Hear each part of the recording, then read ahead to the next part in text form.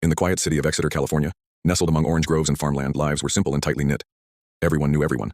So when a well-known local police officer suddenly vanished without a trace, the entire community went on edge. The truth, once uncovered, revealed a tale of domestic control, obsession, and revenge, ending in cold-blooded murder.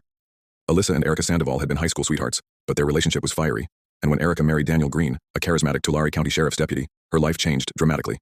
Daniel was smart, charming, and committed to his career. At just 35, he had already made a name for himself in law enforcement. He was well-liked by colleagues and deeply respected in the community. He and Erika had a young son together, but their marriage was turbulent, filled with arguments, jealousy, and allegations from both sides. By 2014, the couple had divorced. Erika moved out, taking their child with her, while Daniel stayed in the house on Dolores Street.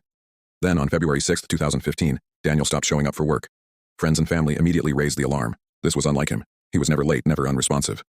Police entered Daniel's home for a welfare check. They found him dead in his bathroom, shot 3 times in the head. There was no sign of forced entry, no signs of robbery.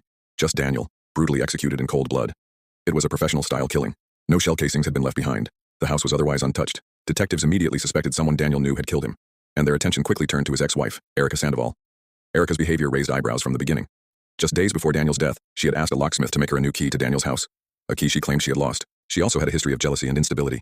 After their divorce, she would frequently harass Daniel and his new girlfriend, often texting him hundreds of times a week. But Erika wasn't just erratic.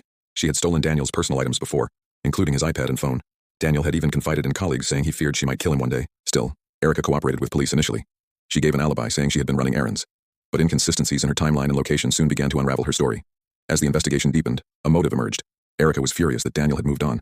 He was planning to file for full custody of their son, and Erika feared losing access to her child. She was also angry over Daniel's new relationship. Friends said she was obsessed, regularly checking his social media, driving by his home, and even using their child to get information about Daniel's life. Surveillance footage revealed Erika had driven to Daniel's house on the day he was killed. She had even bought a pair of gloves and a wig in the days prior, raising suspicions that she was planning the murder in advance. Eventually, Erika cracked.